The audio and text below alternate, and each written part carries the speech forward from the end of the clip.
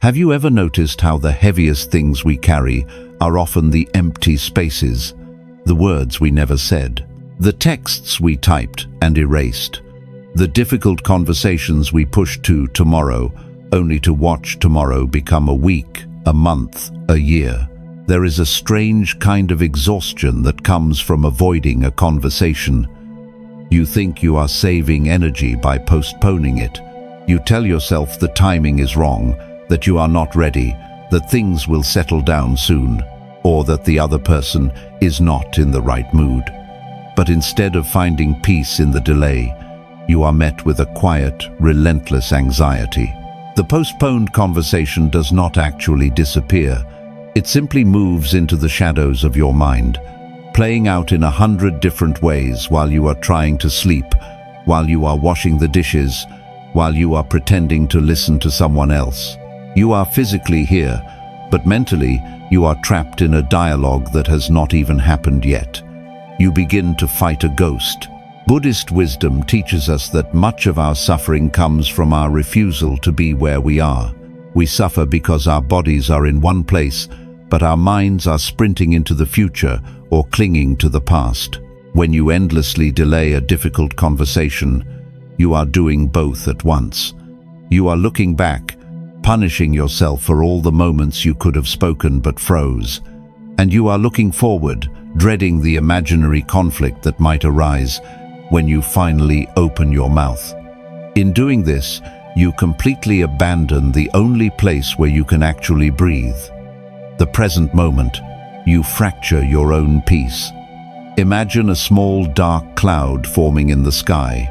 If you let it rain, it pours heavily for a few minutes. The air clears, and the sky opens up again. But when you postpone a difficult truth, it is as if you are trying to hold that rain cloud inside your own chest. You carry it with you everywhere you go. You drag it to the dinner table. You bring it into your quiet moments. Soon, it is no longer just a small cloud. It becomes a storm that lives constantly inside of you, casting a shadow over every joyful thing you try to experience. The longer you wait, the heavier the rain feels, even though not a single drop has fallen. Think about your own life. Perhaps there is a friend you drifted away from, and the silence between you has grown so loud it hurts. Perhaps there is a fragile truth you need to tell your partner, an apology you owe a family member, or a firm boundary you desperately need to set at work. Every single day you do not say it, the unspoken words gather weight. Ask yourself, is this silence actually protecting you, or is it imprisoning you? Pause, breathe. Notice how your body feels right now when you think about that delayed conversation. Do you feel a tightening in your chest, a sinking in your stomach, a sudden urge to distract yourself? Do not judge the feeling. Do not rush to fix it. Just gently observe it. You are not a bad person for hesitating. You are simply human, carrying a fear that has grown too heavy. But here is the truth. The pain you are feeling right now is not entirely about the conversation itself. It is about what you are doing to yourself in the waiting. It is about how you are quietly judging your own silence. And this is where the next truth begins. 2. Why we use time as a weapon against ourselves.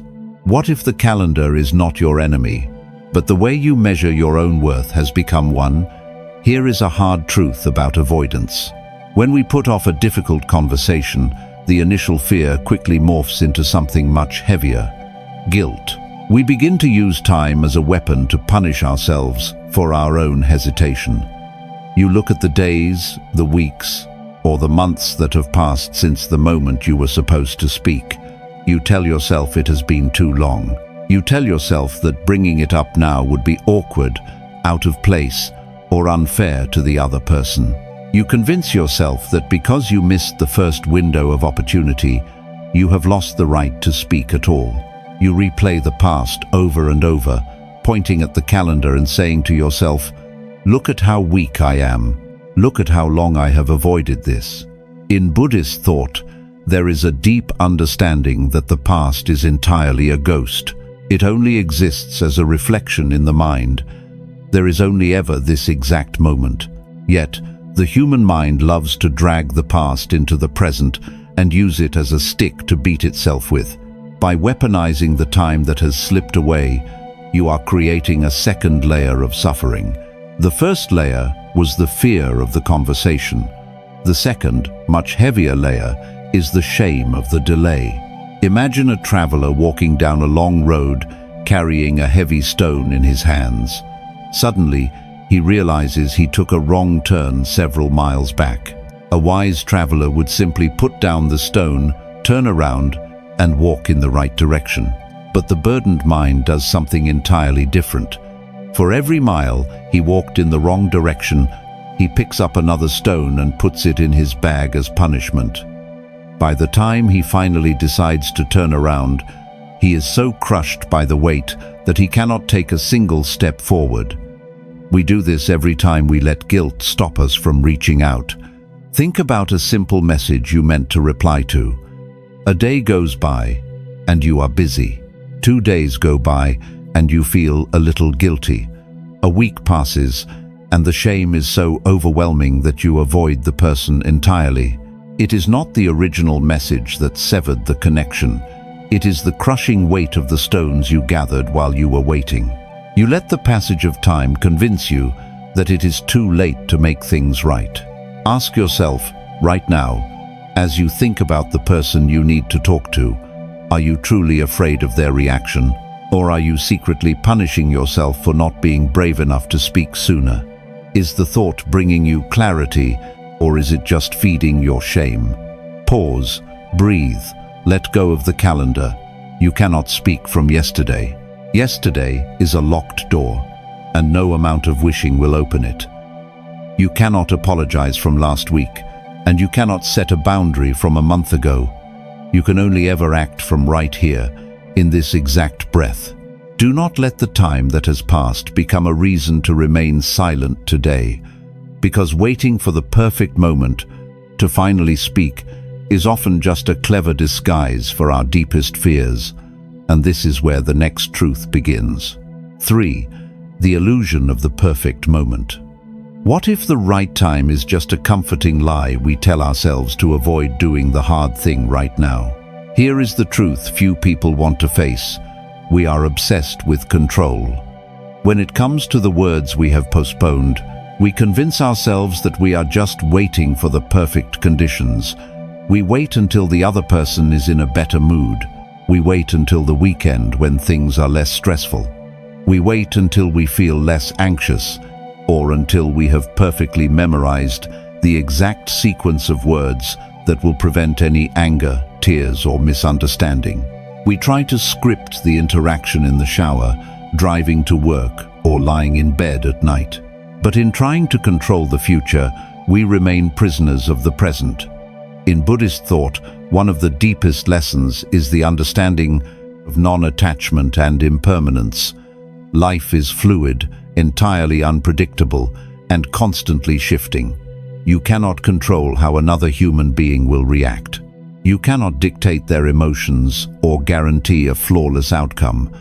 When you demand that a difficult conversation go exactly as you rehearsed it, you are clinging to an illusion. You suffer because you are demanding certainty from a universe that only promises change. Letting go does not mean giving up.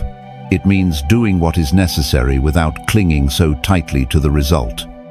Imagine a boat sitting on the shore, its captain refusing to set sail until the ocean becomes completely, perfectly still.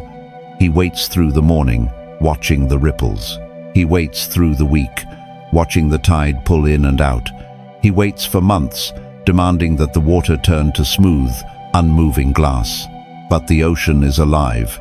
It will always have waves, currents, and wind. If the captain refuses to navigate the water as it is, the boat will simply rot in the sand.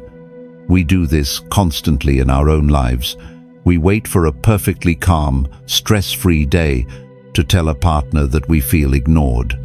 We wait for the perfect opening to tell a boss that we are overwhelmed.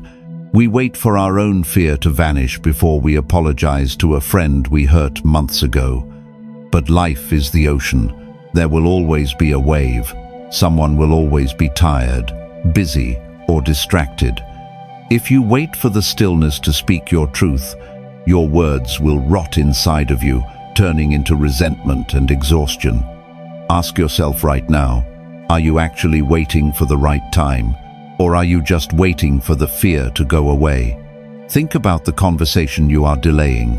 What are you afraid will happen? If it gets a little messy, is your demand for perfection bringing you peace, or is it feeding your anxiety? Pause. Breathe. Let the need to control the outcome slip through your fingers like sand.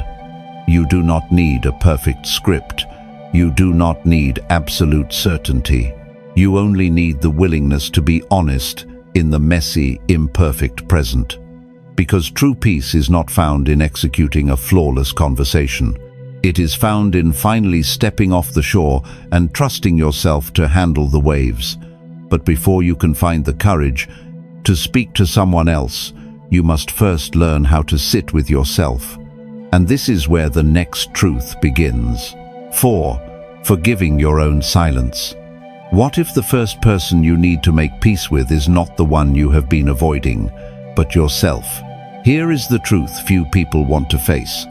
We are fiercely compassionate when our loved ones stumble, but we are brutally critical when we do the same.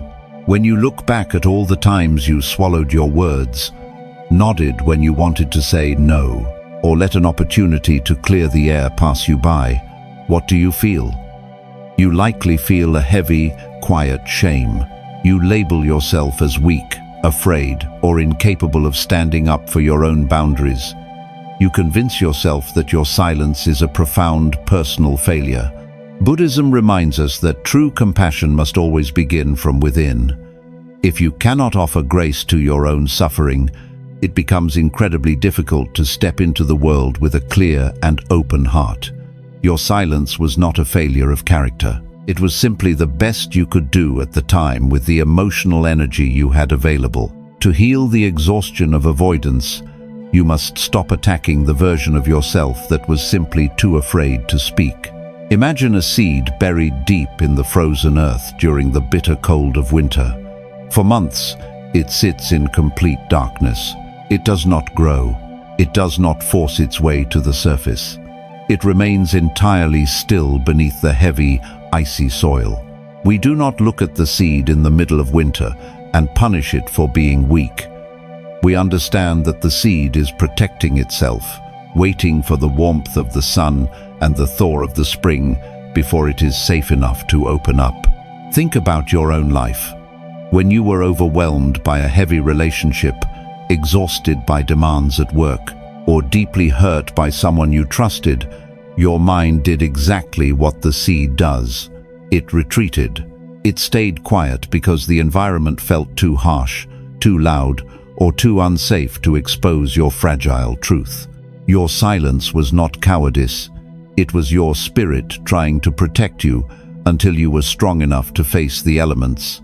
Ask yourself right now, are you holding on to anger toward yourself for not speaking up sooner? Are you judging the winter version of yourself for not blooming in the snow?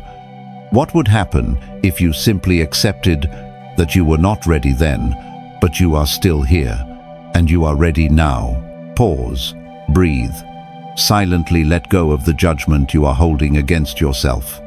Observe the shame without following it down the familiar spiral. Forgive the version of yourself that froze. You did what you needed to do to weather the storm, and that is okay. You can let the guilt pass. Because you cannot step into a place of honest, peaceful connection with another person while you are still carrying a weapon against your own back. Forgiving your silence makes space for your courage. But once you drop the shame of the past, you must also learn to drop the illusions of the future.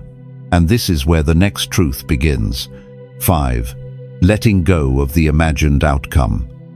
What if the conversation you are so afraid of has already happened 100 times in your head, and every single time you have chosen the worst possible ending? Here is the truth. Before we even speak a single word, we have already written the entire script for the other person. We imagine their anger. We anticipate their defensiveness. We picture the exact look of disappointment on their face. We play out the confrontation while driving, while eating, while trying to fall asleep.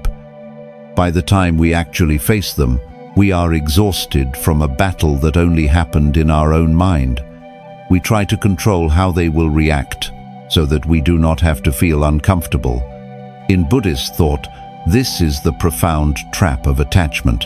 We suffer because we cling tightly to how we want things to unfold. We demand that the universe give us a safe, predictable result. But Buddhism reminds us that the future does not exist yet. It is completely unwritten. When you try to control another person's reaction, you are stepping out of your own reality and trying to govern theirs. You cannot control whether they will be angry, sad, or indifferent. You can only control the honesty of your own voice. Imagine dropping a single stone into a quiet lake. You can choose the stone. You can choose the exact moment you release it from your hand. But the second it hits the water, you have absolutely no control over the ripples. You cannot command the water to stay perfectly still. You cannot control how far the ripples will travel, how many they will be, or what shore they will eventually touch. If you refuse to drop the stone simply because you cannot control the water, your hand will remain heavy forever. We do this constantly when we hold back our truth. You want to tell a friend that their actions hurt you, but you stay silent because you are afraid they will walk away. You want to express your true feelings, but you hold back because you cannot guarantee they will feel the same. You need to say no to a heavy demand, but you swallow your words to keep the fragile peace. You spend your entire life trying to control the ripples, terrified of disturbing the water, while the heavy stone stays gripped tightly in your tired hand. Ask yourself, are you withholding your truth because you are trying to manage someone else's emotions? Is this imaginary future bringing you peace, or is it only feeding your fear? What would happen if you simply let the ripples do what they are going to do? Pause. Breathe. Do your part, then release the outcome. Observe the thought of their potential reaction without following it. Let the feeling rise without making it your identity. You are only responsible for speaking with kindness and truth. You are not responsible for how it is received, because true peace is not found in a guaranteed positive reaction. It is found in knowing you did not abandon yourself. Letting go of the outcome is where your true freedom lives. But to step into that freedom, you must bring yourself entirely back to the ground you are standing on, and this is where the next truth begins. 6. Returning to the ground of the present. What if the only way to survive the crushing weight of tomorrow is to firmly plant your feet in today? Here is the truth. We spend so much of our lives mentally living in a time that does not exist.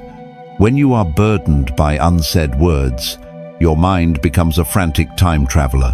You sit at your desk at work, but your mind is 10 miles away, living inside a tense confrontation that has not even happened. You eat dinner with your family, but you taste absolutely nothing because your mind is chewing on an old regret from 3 years ago. You are physically here, but mentally you are entirely absent. This constant splitting of yourself, having a body in the present and a mind trapped in the future, is what drains your spirit. In Buddhist thought, mindfulness is not just a peaceful meditation concept. It is an absolute necessity for surviving your own mind. Buddhism reminds us that the present moment is the only place where reality actually exists. The past is a fading shadow. The future is an illusion. Whenever you gently pull your mind out of the imagined future and bring it back to the present, you instantly strip the anxiety of its power. You return to the only place where you have true agency. Imagine a large, ancient tree standing in the middle of a violent storm. The wind howls, the rain lashes down, and the top branches are whipped wildly in every direction. If the tree focused all of its awareness on the chaos of those thrashing leaves, it would feel terrified, certain that it was going to break. But the tree survives the storm because its true life force is not in the violent wind. Its strength is in the roots, buried deep in the dark, quiet, unchanging earth. Down there, the storm does not even exist. Down there, everything is perfectly still. We are exactly like that tree when we panic about postponed conversations. The swirling thoughts of, what if they get angry? Or, what if I ruin everything? Are the violent winds shaking our branches. We lose our balance because we focus all our emotional energy on the chaos of the future. We obsess over an upcoming boundary we have to set, or the moment we finally tell someone we are exhausted. We choose to live in the wind. But the present moment, the physical feeling of the chair beneath you, the air moving in and out of your lungs, the quietness of the room right now, that is your root.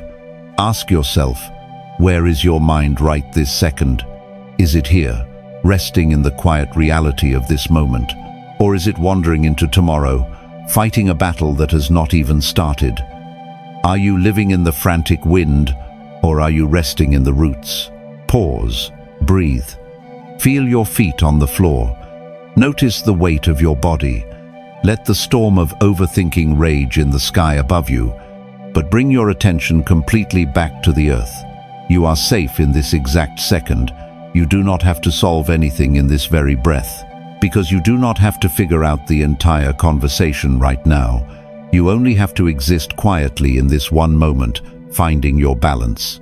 But once you have found the solid ground underneath you, you must finally gather the strength to use your voice. And this is where the next truth begins.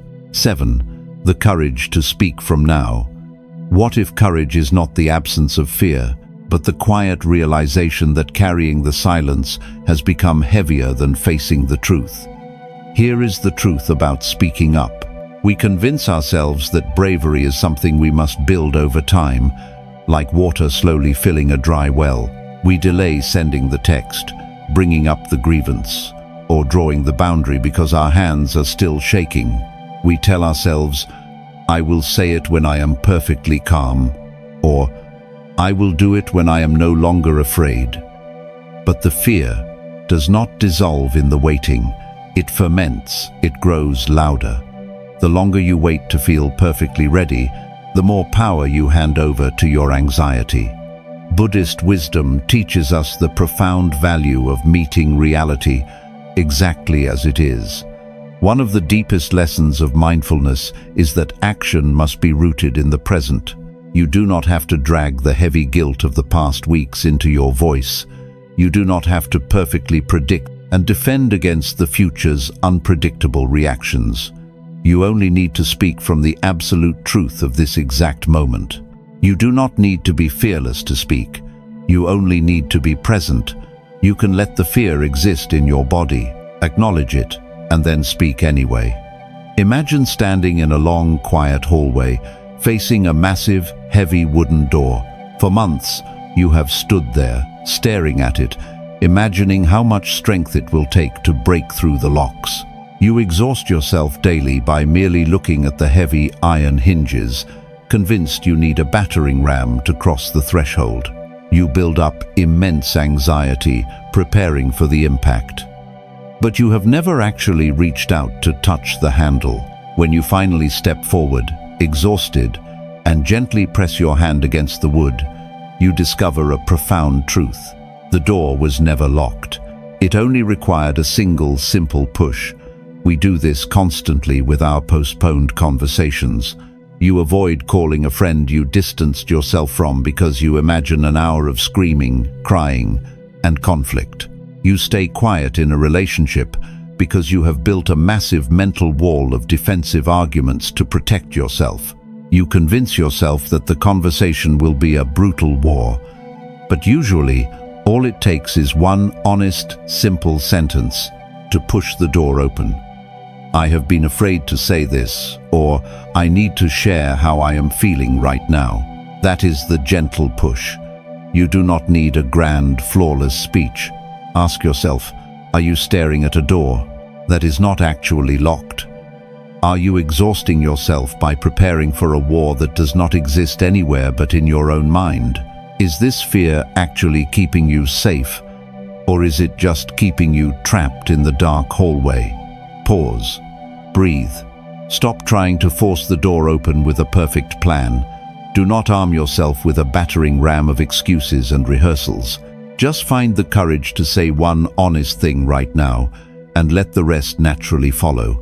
Because peace does not arrive when the fear completely vanishes. It arrives the moment you decide to stop running. And this is where the final truth begins. 8. The freedom of dropping the burden. We began this journey by looking at the empty spaces, the unspoken words that gathered weight in the quiet hours of the night, the difficult conversations you postponed, hoping they would somehow magically resolve themselves. You have carried this invisible weight for so long, using the calendar as a weapon against your own worth. You convinced yourself that because you waited, you lost your right to speak. You lived in the frantic, imaginary storms of tomorrow, trying to perfectly control a future that does not exist, all while punishing the past version of yourself who was simply too afraid to move. But what if you finally put the heavy burden down? Buddhism reminds us that non-attachment is not about giving up, it is about deeply trusting the natural flow of life. It is the quiet realization that you do not have to carry every stone you pick up. The heavy rain cloud you have been holding in your chest does not need to become your permanent weather. You have the power to let it rain. You have the power to let the ripples move across the water without endlessly trying to force them still. When you finally stop fighting the ghosts of what might happen and stop attacking yourself for what did not happen, a profound space opens up. You realize that peace was never about executing a flawless, conflict-free conversation. It was never about guaranteeing that the other person would perfectly understand and validate you. True peace is found in self-respect. It is found in returning to the ground of the present moment and honoring your own voice, even if it shakes. Imagine what your life will feel like when you stop using time to measure your failures. When you stop looking backward at the silence and stop looking forward at the fear, all that is left is right now. A clean slate, a quiet room, a moment where you have absolute permission to start over. The silence that once felt like a heavy prison suddenly becomes a place of clarity. You realize that you survived the long winter of waiting, and now you are strong enough to finally push the door open. Think about the person you need to speak to. Think about the boundary you desperately need to draw, the truth you need to reveal, or the apology you need to offer. You do not need the perfect moment to arrive. You do not need to script the exact ending. You simply need to step out of the shadows of your anxious mind and stand firmly in the reality of today. Do it messy. Do it quietly. But do it from a place of deep, unwavering compassion for yourself. Pause. Breathe. Feel the quiet, steady rhythm of your own heart. You have weathered the storm. The seed does not need to stay buried in the frozen earth forever. You are allowed to thaw. You are allowed to step into the light and simply say what needs to be said. If these lessons touched your heart, share this video with someone who may need a little more peace today. You can let go now.